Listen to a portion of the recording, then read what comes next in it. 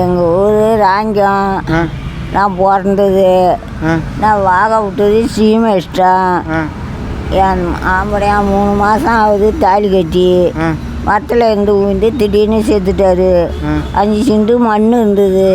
கொல்லி பாகத்துக்கு மூட்டார் மாவன் எடுத்துக்கிட்டான். கொல்லி பாகமும் எடுத்ததுக்கும் எனக்கு ஜீவனாசி இல்லைன்ட்டானுவேன். நான் பிறந்த இடத்துலேயே எனக்கு பிள்ளை குட்டி இல்லை, அக்கா தங்கச்சி இல்லை, அண்ணன் தம்பி இல்லை. நான் பிச்சை எடுத்து தான் தின்னுக்கிட்டு கிடக்கிறேன் தங்கம். இப்போ கல்யாணம் பண்ணிக்கிட்டு புருஷனோட இருக்கும்போதே கள்ள புருஷனில் தொடர்பில் இருந்துட்டு இருக்காங்க. அதுமாரி ஆம்பளையும் சரி கள்ள பொண்டாட்டிகள் அந்த மாதிரி போயிட்டுருக்காங்க. அதாவது திருமணம் கடந்த உறவு அப்படின்னு இப்போ புதுமை சொல்லியிருக்காங்க. அந்த மாதிரி போயிட்டுருக்காங்க. ஆனால் இந்த அம்மா கல்யாணம் ஆகி தன்னுடைய 3ஆவது மாதத்துலேயே கணவனை இழந்தும் அதுக்கப்புறம் நான் யாரையும் கல்யாணம் பண்ணிக்க மாட்டேன் அப்படின்னு சொல்லிட்டு இன்ன வரைக்கும் சரி யாரையும் கல்யாணமும் பண்ணலை.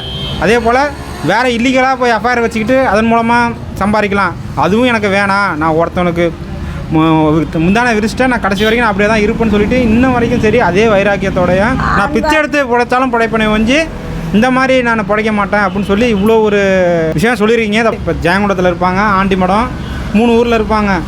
எங்கே பார்த்தாலும் சரி அவங்க உங்களால் முடிஞ்ச ஹெல்ப் வந்து அவங்க நீங்கள் கண்டிப்பாக பண்ணுங்கள், சப்போர்ட் பண்ணுங்கள். அவங்களுக்கும் என்னென்ன முடியுமோ பண்ணி கொடுங்க. நாங்கள் இப்போ எங்களால் முடிஞ்ச சிறு தொகையை அவங்களுக்கு கொடுத்தோம். ஓகேங்களா?